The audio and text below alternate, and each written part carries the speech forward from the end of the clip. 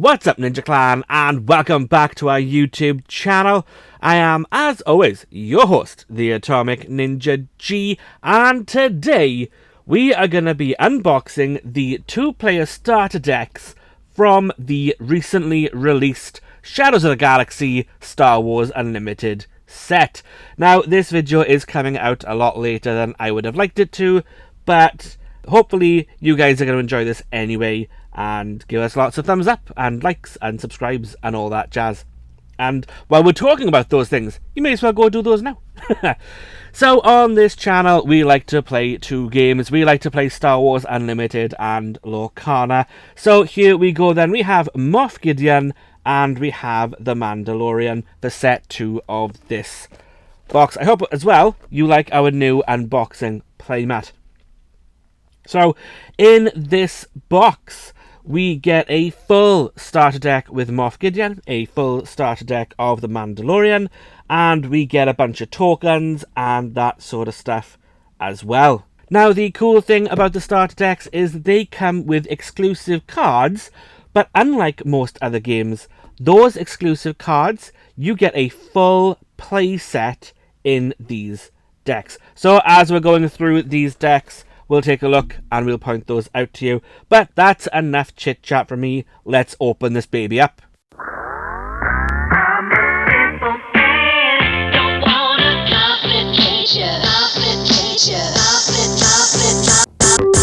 As you can see, it's not a very pretty opening. So here we go. Oh, the deck boxes. I forgot about the deck boxes. And we've got the decks, and is that everything? Yep, I think that's everything. Get rid of those. So we have got Moff Gideon's deck here. We've got the Mandalorian's deck here. We'll take a look at those in a moment. We have got a Moff Gideon and a Mandalorian deck box, which are all made of cardboard. You click them like that. It clicks in nice at the bottom. And I will say, I still use my ones from set 1, from Spark of Rebellion, my Luke and Vader ones. I still use those to take my cards around. They are cardboard, but I have to say, they're good quality cardboard. They're really decent, they're really good. I travel back and forth with them, I take my cards in them. These are good, highly recommend. If you can get your hands on them, they're good. I like them a lot. Then we have a bunch of tokens. We got 2 sheets of tokens. You got your initiative counter, your epic action counters, your 10s, your 5s, your 1s. All of these tokens, which I will say, again, I do use quite a lot when playing Star Wars Unlimited. We'll put those over there. We then have the rule book for Shadows of the Galaxy. I've not read it yet, but I imagine it is very much the same as the first rule book, apart from the fact that now we have, I think, 2 or 3 new keywords. Let me see if I can find them. So, aspects, friendly, unique cards. Here we go. Capture. So, capture is a new mechanic here. So, you get the rule book. It'll tell you about that. And there is also smuggle, which does not seem to be here. Oh, bounty. There's a new one. And smuggle as well. So, they are on the keyword glossary on the back here. So that is good for you to know. So if you need to get up to date with the new mechanics, you're going to need the rulebook for that. But I also believe they've got that on their website. Then we have the playmats that come with this. So let's open that up real quick. We have our nice traditional black and white. It's too big for my desk. Ground units, base leaders, etc., etc. Let me have a look.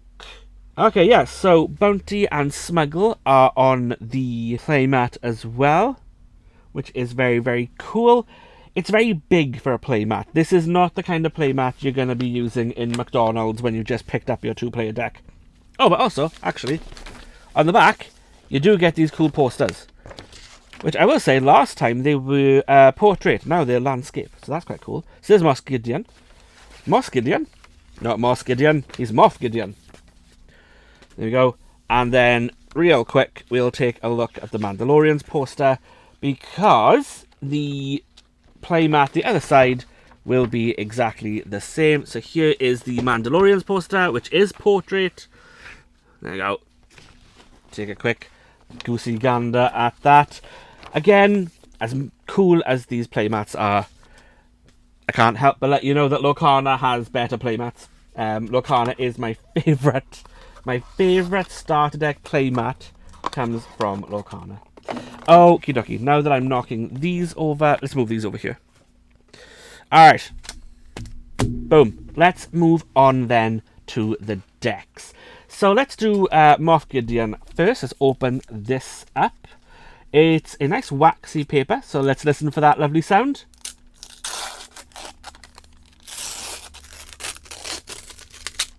I love that noise. I don't know what it is. There is something super, super satisfying about that noise. I love it. Okay, so in this deck then we get our leader Moff Gideon. So he is a starter deck leader. I don't think you can get him anywhere else. He has the action, you exert him to attack with a unit that costs 3 or less. If it's attacking another unit, it gets +1/+0 for this attack. He will epic action on 5, and when he flips over, he is a 3/6 character, has Overwhelm, so when attacking an enemy unit, deal excess damage to the opponent's base, and each friendly unit that costs 3 or less gets +1/+0 and gains Overwhelm when attacking an enemy unit. He is a command villainy unit. He is very, very cool. We like Gideon. Then he has the Vigilance. It's not cunning. Yeah, this is Vigilance, right? We have Remnant Science Facility. It is a Vigilance aspect. So we've got Command, Villainy, and Vigilance here for Moff Gideon. And just like the first starter decks, on the back, we have a full list of what comes in Gideon's deck, which I will say I find really, really handy for when I want to play the starter decks again, maybe against somebody new, or if I want to try it out against a deck that somebody else has built to see how it holds up or whatever. It's really handy having this card, so I can just throw those starter decks back together if I've taken them apart to make other decks. The other cool thing is that you'll notice the experience and the shield tokens are now different from set 1. Part of me wishes I brought my set 1 stuff with me. I don't have them. Maybe I'll throw them up on screen. So I'll hold this here for the experience, and hopefully here I'll have a graphic with the old one. And then here's the shield one, which I'm not putting in the right place. Here's the shield one, and here's the old graphic for shield as well. So they've changed those graphics for the set. That's really, really cool. I like that little detail. So here we go then. We have the Warzone Lieutenant. We've got 2 of those, and they are commons. We have Dr. Pershing. Is that how you say Pershing? Pershing. We'll go with that. He is a rare card. We've got 1 of him. We have General Tag. Now, he is a repeat from set 1. He is a starter deck exclusive because he's got an S on him. We've got 1 copy of that, so that can't be right. Maybe he's a starter deck exclusive because he's in this but not in the packs. But you can get him in the last set. Maybe we don't have 3 of him because of that. Incinerator Trooper is also a starter deck exclusive, so we should get 3 of these, right? 1, 2, and there we go, number 3. That's a great card, by the way. Let's talk about this card a second, because I've played with other people's starter decks, not actually my own, because obviously I'm just unboxing mine now. So it's a 2/2 villainy card, cost 2 to play. While attacking, this unit deals combat damage before the defender. If the defender is defeated, it deals no combat damage back. So in set 1, there was a Han Solo, I think it's like a 7 cost, that basically did this, and there was another cunning card. I think it was like Shoot First, I think. If I'm right, whatever card it is will come up. Where's my finger? Here. The other card will come up here somewhere. But basically, this is basically that card. It's a great card. I like this card a lot. We have Outlaw Vanguard, We have the Outlaw TIE Vanguard. It's a common card. We've got 1, 2, and 3 of those. Privateer Crew. These are uncommons. We have 1 of those. This Seasoned Sharpshooter is a deck exclusive. It's a 2/3. While you control 6 or more resources, this unit gets +2/+0. So with 6 or more, he is now a 4/3. Command Villainy should get 3 of these. There we go. Then we have the Snow Trooper Lieutenant. So he is a starter deck exclusive. However, comes in set 1, so we won't get 3 of these, I don't think. No, we get 2. Cell Block Guard, again, callback from set 1, starter exclusive. We get 1, 2 of those. Death Trooper, again, callback from set 1, starter deck exclusive. 1, 2, 3 of those. Phase 3 Dark Trooper, another one of my favourite units in this deck. It's a 3 cost, Command Villainy, 3/3, has Sentinel. So it will protect your units and your base, and when combat damage is dealt to this unit, give an experience token to this unit if it survives the damage. So it's kind of like a cheap version of Grit, I guess. The more damage it's got, as long as it's under its health, the more damage it will do, because it's going to get experience and experience and experience. It's kind of like Grit, I guess. So we get 1, 2, 3 of those because they are a starter deck exclusive. And one of my favourite cards from set 1, the Super Laser Technician.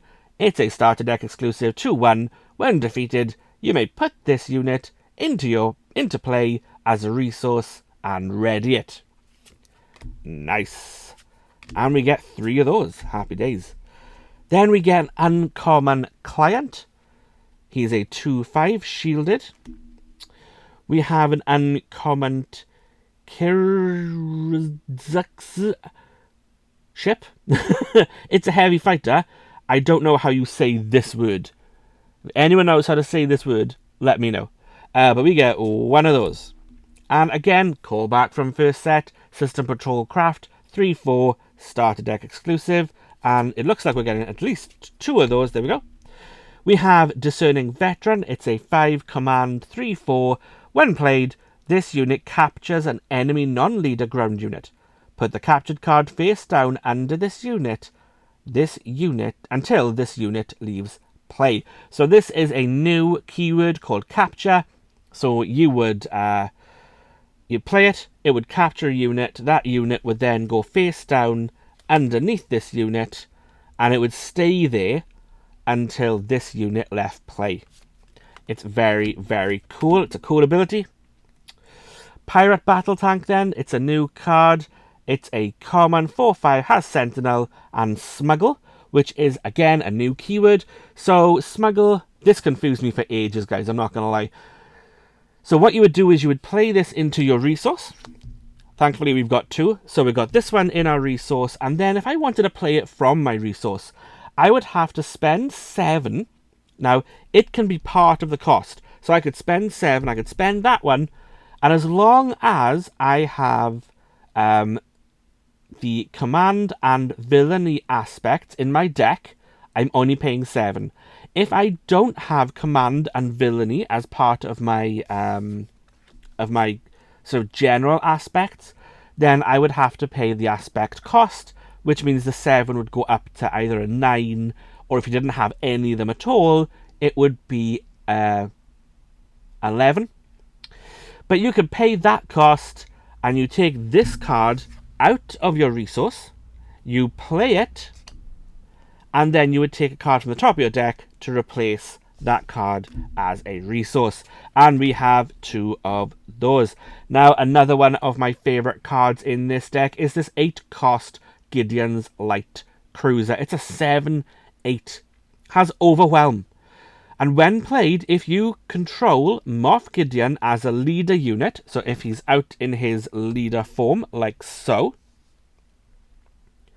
play a villainy unit that costs 3 or less from your hand or discard pile for free. Now, Moff Gideon does a lot of stuff revolving around 3 or less cards. So being able to play them for free from anywhere is quite awesome. And we get 3 copies of those because that's right, it is a starter deck exclusive. Now then, we have top target, a 1 cost vigilance card.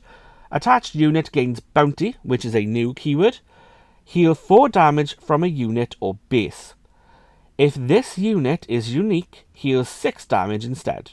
When this unit is defeated or captured, its opponent collects the bounty. So, how does bounty work? Where is that guy that captures stuff? Hang on. I think it was just before the tank, right? So, let's say we have this guy. He captures stuff. We would use this to maybe put that bounty on him. So now he has a bounty on him. Okay? And then we're going to use something to capture this guy. My opponent captures that. My opponent then gains the bounty, which is the text that comes right after the keyword. So it would heal 4 damage from a unit or a base. If this is a unique unit, they get to heal 6. I hope that makes sense. If it doesn't make sense, let me know in the comments and I will try and explain it a bit better. Because I fully understand that that may not have been 1000% clear. Okie dokie. Legal Authority then, it's a rare card attached to a friendly unit. When played, attached unit captures an enemy non-leader unit with less power than it. And it gains a +2 defense as well. We also have Price on Your Head, which is a common card. Attached unit gains bounty, so there's that keyword again.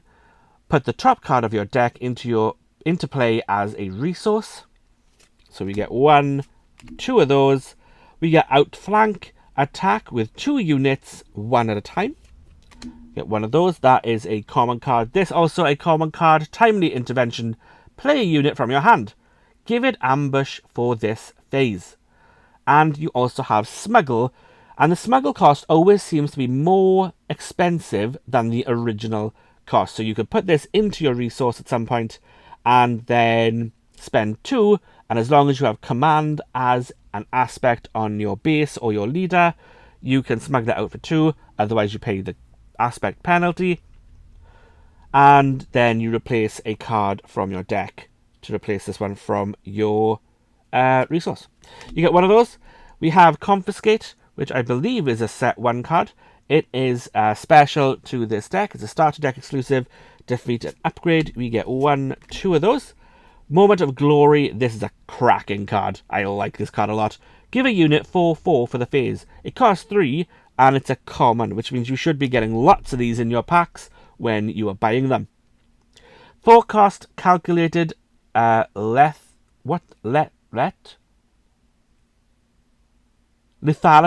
Wow, that's a hard word to say.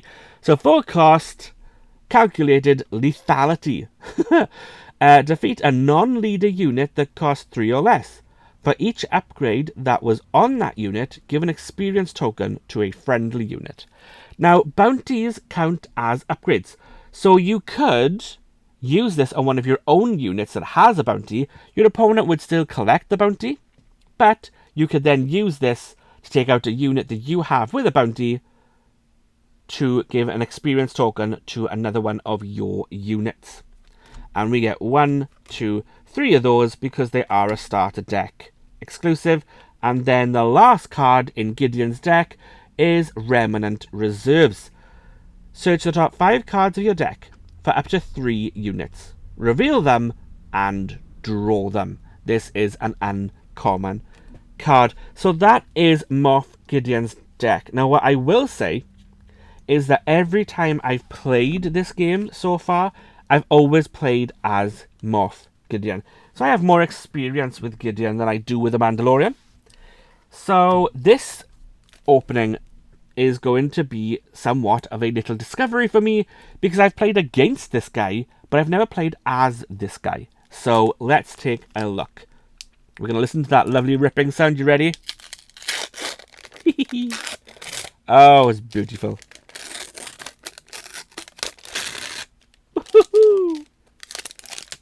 Lush. I like it. My watch is going crazy today, guys. Okie dokie. So here we go then. We have the cunning, heroism aspects for the Mandalorian.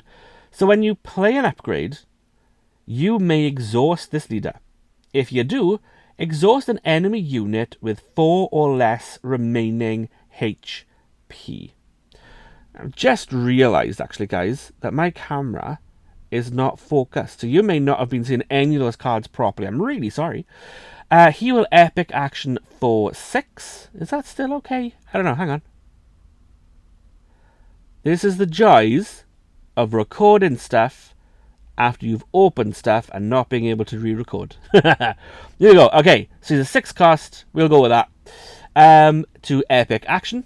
And when he does epic action, he is a 4/7.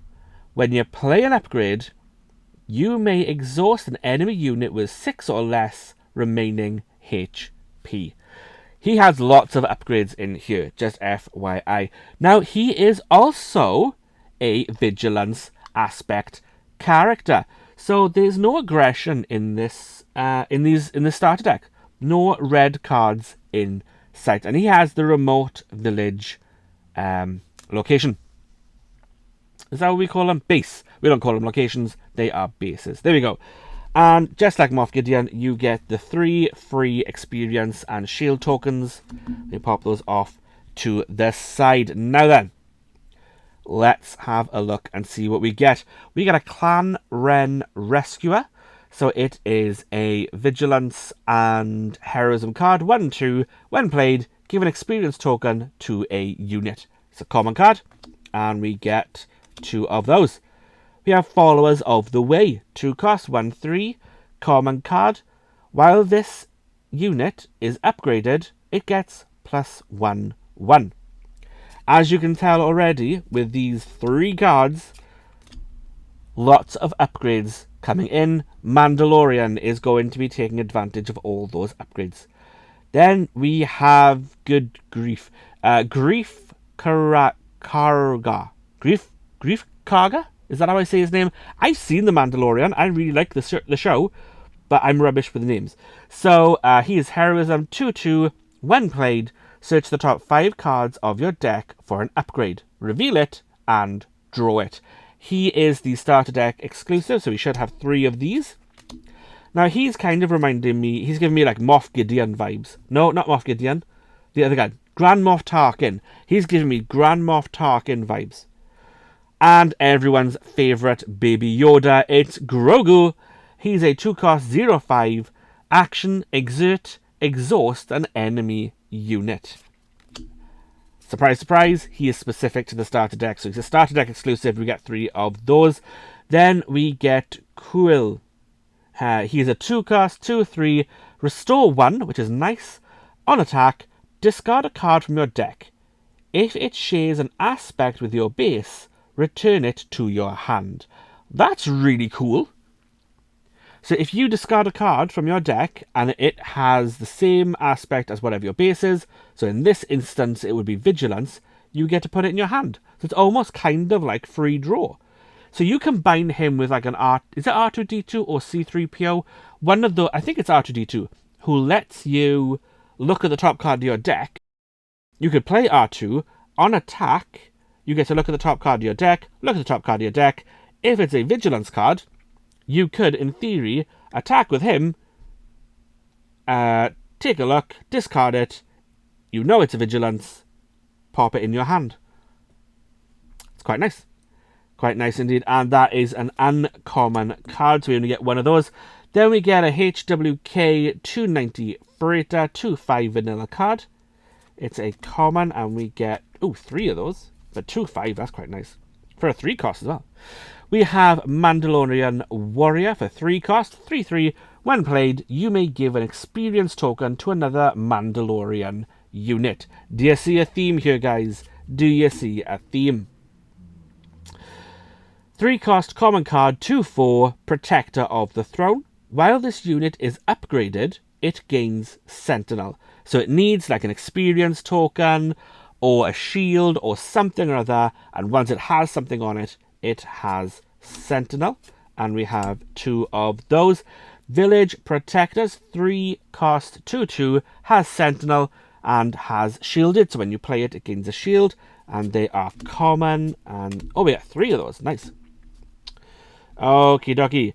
Chain Code Collector, it's a 4 cost, It's a cunning card 4/2 ambush, and on attack, if the defender has a bounty, it gets -4, -0 for this attack.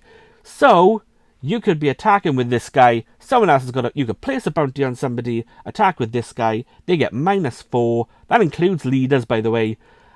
You'll be taking far less damage back, possibly none at all, and then if you take them out, you also get the bounty. And we get, what, 2 of those. Nice common card there. The Razor Crest. It's a 4-cost 3/4 Restore 2. When played, you may return an upgrade from your discard pile to your hand. Very nice.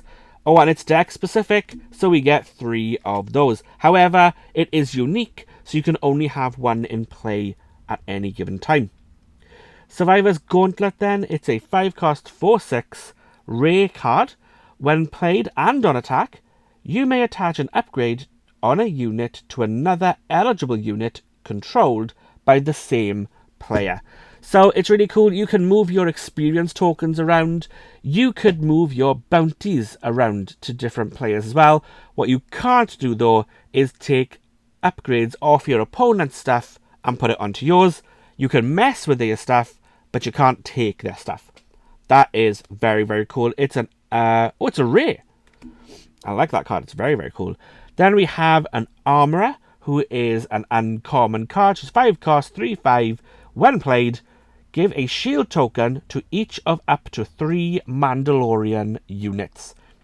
I'm letting you know right now, guys, I'm gonna be building myself a Mandalorian deck, and I think a lot of people will be, and when I do, the Armorer is going to be there. So she is, what do you say? Uncommon. So got 1 of those in there. Then we have our first card in this deck, I think, that was released in set 1, the Cargo Juggernaut. 4/5, shielded. When played, if you control another vigilance unit, heal 4 damage from your base. It's a common. Then we have a Fennec Shand, 7-cost, 4/6, has ambush, and on attack, deal 1 damage to the defender if it's a unit for each different cost among cards in your discard pile. So, for example, if you had, let's say, the Cargo Juggernaut and the Armorer, let's just stick these top 4 cards in. So you would go through your discard pile. You would deal 1 damage for each unique cost. So we have 1 6-cost, 2 5-cost, and a 4-cost. So we would do 3 damage because these 5s are not unique, right? So you would basically take the 1 5 away, 1 2 3, extra damage to a unit, just because she can. And then we will stick these back in that. Stick those back there. She is an uncommon, but very, very cool. 0-cost public enemy. Attached unit gains bounty. And the bounty is give a shield token to a unit. So you would place this on one of your enemy units. You would then take out that unit and you would be able to put a shield token on one of your units. We get 1 of those. It's a common card. Then we get Wanted, another common card. Attached unit gains bounty. And the bounty is ready 2 friendly resources. Very, very nice. Would work well with Han Solo and Cassian Andor from set 1. We get 1, 2 of those. Then we get Foundling. It's a common card, 1 cost, +1/+1. Attached unit gains the Mandalorian trait. So there is every possibility that you are building a Mandalorian deck and you don't have enough Mandalorian cards. Well, now you have Foundlings. You can add this to Grogu, who comes in this deck. Heck, you could add it to Princess Leia, Luke Skywalker, Han Solo, even Chewbacca. Technically speaking, you could take this in an Empire deck and make Darth Vader a Mandalorian if you so wished, as long as you have the aspect to help. You get 1, 2 of these. Then we have Resilient. It is specific to this starter deck. You're not going to find these in booster packs, which is why it's got that little S down there. 0 +3 to your defense, and we get 1, 2 of those. Common rich reward then. Attached unit gains bounty. Give an experience token to each of up to 2 units. Again, Mando taking massive advantage of upgrades and that sort of stuff. We get 2 of those. Snapshot Reflexes. This is a great card from set 1. When played, you may attack with an attached unit. It can only attack if it's ready. It's a nice 1-cost free attack, quick attack. First turn, get it out in the open. +1/+1. It is specific to this deck. It makes sense because Mando is the art here. We get 2 of those. Vambrace Grapple Shot. 2 cost, +2/+2. Attached to a non-vehicle unit. Attached unit gains on attack. Exhaust the defender. Very, very cool. We get Mandalorian Armor. It's a rare card, +1/+3, attached to a non-vehicle unit. When played, if attached unit is a Mandalorian, give a shield token to it. This is blinking awesome. Then we have the unique card, the Mandalorian's Rifle. A +3/+0 specific special card for this starter deck. Attached to a friendly non-vehicle unit. When played, if attached unit is the Mandalorian, very careful here, not a Mandalorian, but the Mandalorian, he captures an exhausted enemy non-leader unit. Hooey! And he gets +3. This is a great card. And we get 3 of those. Now remember, you can only play 1 at a time because it is unique, but the fact that you've got 3 is really, really cool. Then we have Surprise Strike from set 1. Attack with a unit. It gets +3/+0 for this attack. You can only attack with ready friendly units. It's a common. We're going to get those in booster packs. This is the way. It's an uncommon 2-cost card. Search the top 8 cards of your deck for up to 2 Mandalorian and or upgrade cards. So you can find a card with the keyword Mandalorian on it, or an upgrade card, or one of each. Reveal them and draw them. Put the other cards on the bottom of your deck in a random order. We get 1 of those, and I think... oh, no, 2 cards left. 3 cost, spare the target. Return an enemy non-leader unit to its owner's hand. Collect that unit's bounties, if it has any. That is an uncommon card. And our last uncommon card then is Fell the Dragon. 4 cost. Defeat a non-leader unit with 5 or more power.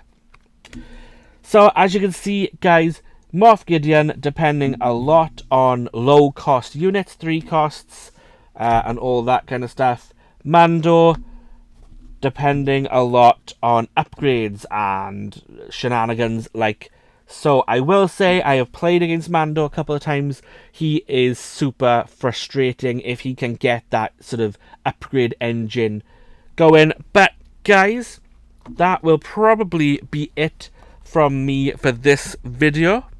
Let's see, we get our posters as well. Let me bring all this stuff back in. We get the rule book and we get our tokens as well.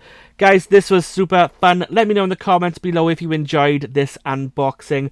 Let me know if you like Mando better than Gideon, or if you like Gideon better than Mando. Let me know what you think of those things. Let's have a conversation. And guys, while you're down there, click that like button, click that subscribe button, and don't forget to turn on that notification bell, because it super duper helps us here on the channel. But there is nothing left for me to say apart from I have been the Atomic Ninja G.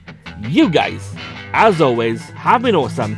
And this has been a Star Wars Unlimited Shadows of the Galaxy 2-player starter deck unboxing.